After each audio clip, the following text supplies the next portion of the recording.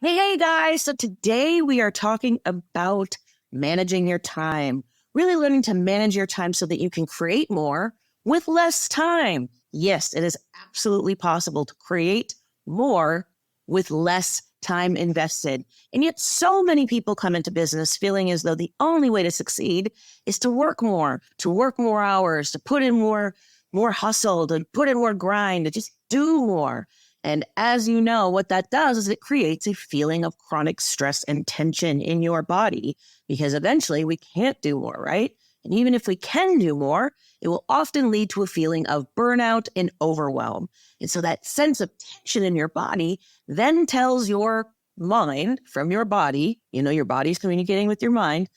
that this thing is unsafe, that creating more success is unsafe, that